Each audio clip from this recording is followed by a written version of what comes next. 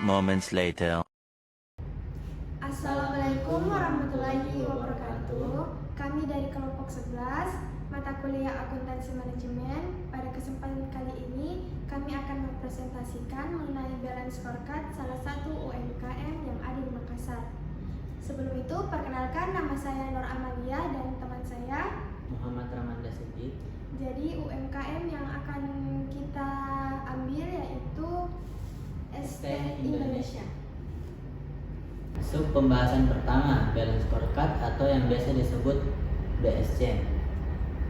Jadi pengertian balance scorecard. Balance scorecard adalah suatu kerangka kerja yang digunakan untuk mengukur dan mengelola kinerja suatu organisasi dengan pendekatan yang seimbang. Jadi konsep ini pertama kali diperkenalkan oleh Robert Kaplan dan David Norton pada tahun 1992. Balance scorecard ataupun yang biasa disebut BSC dirancang untuk memberikan pandangan yang komprehensif tentang kinerja organisasi, melampaui fokus tradisional hanya pada aspek keuangan. Selanjutnya ada perspektif balance scorecard. Perspektif balance scorecard ada 4. Yang pertama itu ada perspektif finansial atau perspektif keuangan. Apakah organisasi mampu mencapai tujuan keuangan dan mampu memberikan nilai tambah kepada pemegang saham. Yang kedua ada perspektif pelanggan. Perspektif pelanggan berfokus pada kepuasan pelanggan, pangsa pasar, dan juga tingkat retensi pelanggan. Yang ketiga ada perspektif proses internal. Perspektif ini berfokus pada efisiensi dan efektivitas proses internal perusahaan ataupun organisasi. Yang keempat ada perspektif pembelajaran dan pertumbuhan. Pada perspektif ini mencakup aspek seperti pengembangan karyawan, manajemen pengetahuan, dan kemampuan inovasi suatu organisasi. Selanjutnya ada profil perusahaan. Jadi UMKM yang kita ambil itu UMKM ST Indonesia yang outletnya ada di Jalan Sultan Alauddin nomor 137G, Gunung Sari, Rapocini, Sulawesi. Berikut sejarah singkat ST Indonesia. ST Indonesia adalah perusahaan yang bergerak di bidang F&B atau Food and Beverage yang didirikan pada tahun 2018 oleh Bapak Haidar Hibatullah yang awalnya berjualan di daerah Kemang Village yang boothnya hanya berukuran 1x2 meter. Lalu respon yang positif dari beberapa customer atau pelanggan pada 2019 mendorong perusahaan ST membuka lagi outlet yang awalnya dari 3 outlet menjadi 19 outlet di 2019. Lalu pada 2020 ST telah membuka cabang sebesar 200 outlet dan pada tahun 2021 ST Indonesia telah membuka 450 cabang. Meskipun di tengah pandemi, ST Indonesia berfokus pada standar tinggi, memberikan pelatihan kepada mitra untuk menjaga kualitas produk dan pelayanannya, sambil memperkuat visinya sebagai market leader F&B yang mencetak pengusaha berkualitas di Indonesia. Nah, pada tahun 2021 bulan September, outlet pertama ST di Kota Makassar itu terletak di depan Universitas Muhammadiyah. Tetapi setelah 2 tahun, pemiliknya memutuskan untuk tidak memperpanjang kontrak rukonya dikarenakan beberapa faktor. Lalu akhirnya outlet selanjutnya pindah ke Jalan Sultan Alauddin. Adapun bagian perusahaan ST Indonesia yang outletnya berada di Jalan Sultan Alauddin, yang pertama pemegang sahamnya itu ada Kak Ayu, owner atau pemiliknya itu ada Kak Sukman, supervisornya ada Kak Koko Firmansyah, dan memiliki 2 karyawan yaitu Kak Indri yang merupakan karyawan full time dan Kak Misri merupakan karyawan part time. Berikut ada menu makanan dan cemilan yang dipasarkan Bisa kita lihat ada berbagai varian rasa yang dipasarkan oleh es teh Indonesia seperti es teh original, lemon tea, red velvet, Thai tea, green tea, dan lain sebagainya.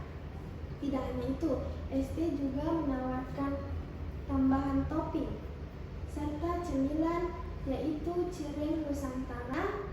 Cireng Nusantara ini merupakan cemilan cireng kering yang berasal dari kota Bandung yang terbuat dari tepung tapioka. Pembahasan ketiga ada analisis balance scorecard atau BSC. Yang pertama, perspektif keuangan.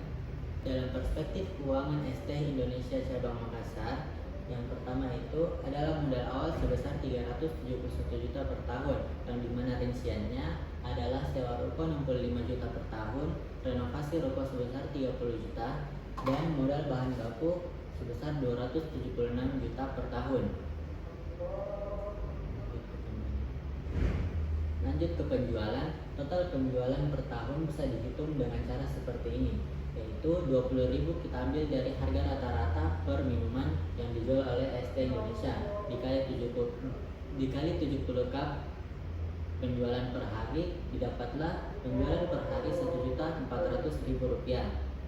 Selanjutnya Rp1.400.000 dikali 30 hari dalam sebulan, didapatlah penjualan sebulan sebanyak Rp42.000. Selanjutnya untuk mencari penjualan selama setahun, 42 juta dikali oleh 12 bulan, didapatlah penjualan per tahun yaitu Rp504.000. Adapun pengeluaran ST Indonesia sebagai berikut. Yang pertama ada gaji karyawan. Untuk 2 karyawan selama setahun, total gaji adalah Rp52.800.000. Yang kedua ada beban utilitas sebanyak 9 juta per tahun. Total pengeluaran ST Indonesia yaitu Rp61.800.000 per tahun. Selanjutnya untuk menghitung keuntungan bersih, kita mengurangi modal awal dan pengeluaran ke pendapatan penjualan, yaitu 504 juta dikurang 371 juta ditambah 61.800, didapatlah keuntungan bersih ST Indonesia sebesar Rp71.200.000 per tahun. Return of investment yang didapat oleh ST Indonesia per tahun didapatkan dari keuntungan bersih dibagi dengan pengeluaran dan modal awal dikali 100, didapatlah 16,46% per tahun. Selanjutnya perspektif pelanggan. ST Indonesia berfokus pada perspektif pelanggan dengan cara memberikan pengalaman minuman yang lebih nikmat melalui berbagai varian dan topping yang beragam, dan juga memberikan pelayanan yang menarik, dan juga memberikan pelayanan yang ramah. Selanjutnya ST Indonesia memberikan banyak promosi seperti buy one get one dan juga gratis minuman setiap pembelian minimal Rp100.000.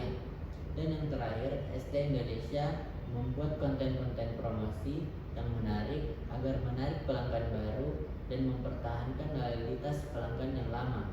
Untuk menilai kepuasan pelanggan ST Indonesia Cabang Sultan Alauddin cukup meningkat. Hal ini ditunjukkan dengan banyaknya komentar positif yang ditinggalkan oleh pelanggan. Baik, selanjutnya ada perspektif proses internal. Nah, pada perspektif ini membahas mengenai bagaimana cara perusahaan ST Indonesia mempertahankan segmen pasarnya agar tetap stabil, lebih berinovasi, dan mempertahankan kualitas dan produktivitasnya. Proses internal ST Indonesia yaitu bagaimana mereka memilih bahan baku lokal yang baik untuk membuat es teh, seperti memilih daun teh asli dari perkebunan Indonesia sendiri dan mencampurkan bahan-bahan dengan benar sesuai yang ditekankan dari pusat.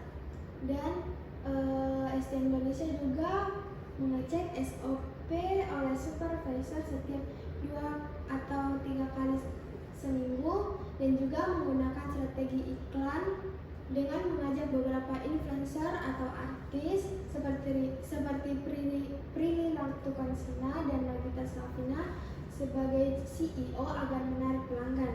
Dengan cara inilah ST Indonesia membangun citra yang baik dan memungkinkan modal kembali lebih cepat kepada pemegang saham.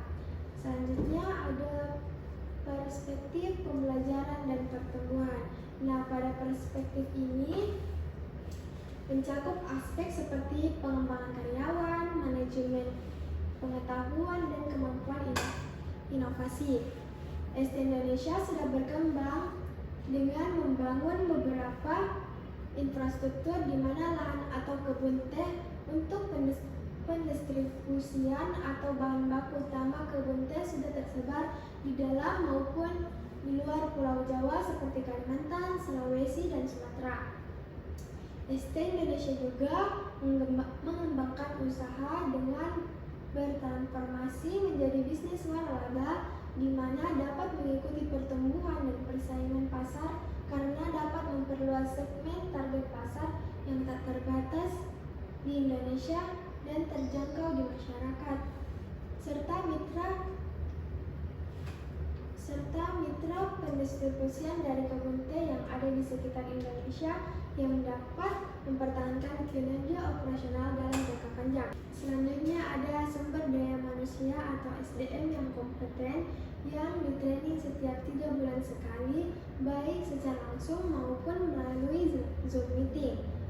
Dan ada juga gaji karyawan yang meningkat sebanyak 37,5% dari tahun 2021 ke tahun 2023. Dan dengan memberikan insentif atau bonus bulanan kepada karyawan, perusahaan dapat mengendalikan retensi karyawannya.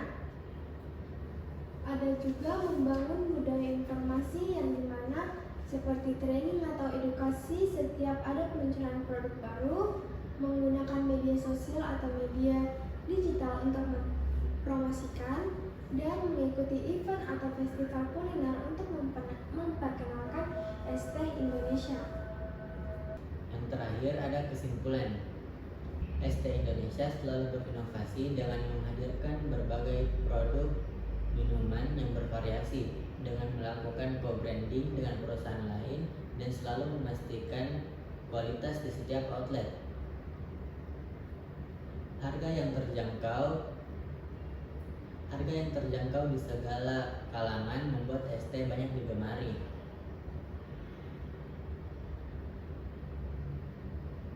Hal ini disebabkan karena